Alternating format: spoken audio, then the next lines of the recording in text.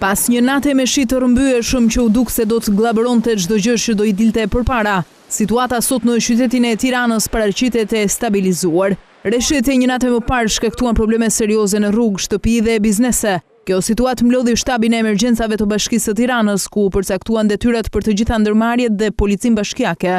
Zonat më problematike ishin Shkoza, rruga e Elbasanit, sheshi Skënderbej, rruga e Durrësit, rruga e Kavajës, Pallati me Shigjeta, rruga Don Bosco, rruga Siri Kodra, Laprak, bregu i Lumit dhe Kombinat. Dalja e lumit të Lanës nga shtrati ka sjellë përmbytje në zonën e Pallatit me Shigjeta dhe në Shkozë.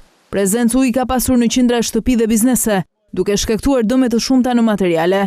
Ndërkohë sot është ngritur komisioni i verifikimit të dëmeve nga Bashkia e Tiranës dhe do të nisë menjëherë verifikimi i tyre për të kryer më pas dëmshpërblimin. Nënkryetari i Bashkisë së Tiranës Eno Bozdo ka inspektuar sot të gjitha zonat me probleme në Tiranë, po ashtu shumë shkolla dhe kopshte në kryeqytet paraqesin një gjendje që vështirëson mjaft edhe procesin mësimor. Problemet që shkaktojnë ata e mbrëmshme kanë përplasur qeveri bashki, ku nuk ka munguar faturimi i përgjegjësisë. Shirat e mbrëmshëm krijuan një situatë emergjente. Shtabi është mbledhur disa herë, dua të them që gjendja është krejtësisht nën kontroll.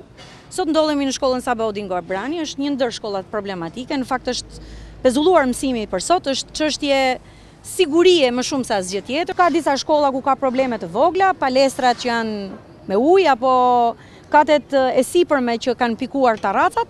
Nuk e dim se ku është kryetari i Bashkisë së Tiranës. Dim vetëm që mbrëm Tirana u përmbyt si asnjëherë më parë. Por kryetari i Bashkisë mungonte. Bashkia mungonte. U mjaftuan vetëm me një deklaratë ku i kërkonin ndihmë qeverisë dhe thonin që po e monitoronin situatën. A thua se nuk e shihte i vogël e i madh se çfarë përmasash kish marrë përmbytja në Tiranë.